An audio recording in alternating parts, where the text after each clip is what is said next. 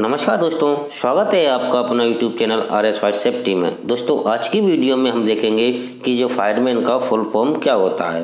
Full form का मतलब होता है कि फायरमैन में 7 अक्षर आते हैं और जो 7 अक्षर आते हैं सातों का अलग अलग मतलब होता है। तो एक अच्छे फायरमैन में सातों गुणों का होना चाहिए जिससे कि वो अपने कार्य करने में सक्षम हो सके। तो इसके बारे में इस वीडियो में हम विस्तार से देखेंगे। तो आइए वीडियो को शुरू करते हैं। दोस्तों सबसे पहले आता है ऐप का मतलब होता है फेथफुली यानी वफादार। जो हमारा फायरमैन होता है वो एक वफादार होना चाहिए जिससे कि अपने कार्य करने में वो कुशल हो, अपने कार्य करने के प्रति वो वफादार होना चाहिए। और नंबर 2 पर आता है आई का मतलब होता है इंटेलिजेंट यानी होशियार। जो हमारा फायरमैन होता है वो होशियार होना चाहिए और हर एक कार्य करने में समझदारी रख सके, ऐसा हमारा एक फायरमैन होशियार होना चाहिए। और नंबर 3 पर आता है आर का मतलब होता है रिसर्चफुल यानी कि मददगार का मतलब होता है जब भी किसी भी जगह पर फायर कॉल आता है तो हमारी टीम होती है वो पूरी टीम फायर कॉल पर जाती है। तो उस स्थान पर एक दूसरे की मदद करना चाहिए, एक दूसरे को मिल बांट के काम करना चाहिए। ऐसा नहीं हो कि एक फायरमैन काम कर रहा है, दूसरा फायरमैन अपनी मस्ती में मगन है और मक्कारी कर रहा है, तो इस तरीके से नहीं होना चाहिए। इसके बाद में अगला पॉइंट आता है हमारा ई का मतलब होता है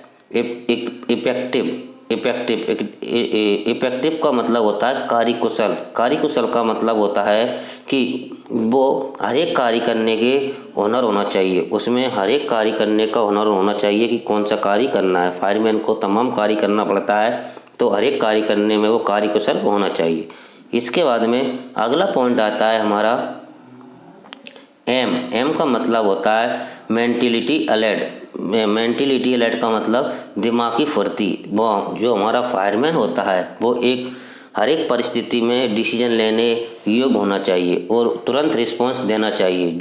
जिस काम के लिए हमने भेजा है, जो काम के लिए वो गया है, उस काम के प्रति उसे तुरंत उसका एक्शन लेना चाहिए और उससे रिस्पॉन्सिबिलिटी समझना चाहिए उस चीज़ की। और इसलिए उसका दिमाग एकदम काम करने में तंदुरुस्त होना चाहिए और निर्णय लेने में तुरंत निर्णय लेना चाहिए। इसके बाद में आता है हमारा ए का मतलब होता है एक्टिव यानी फुर्तीला।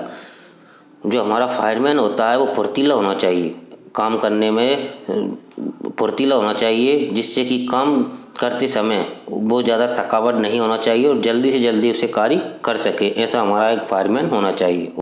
अगला पॉइंट आता है हमारा एन का मतलब होता है नोबल यानी कि योग्य।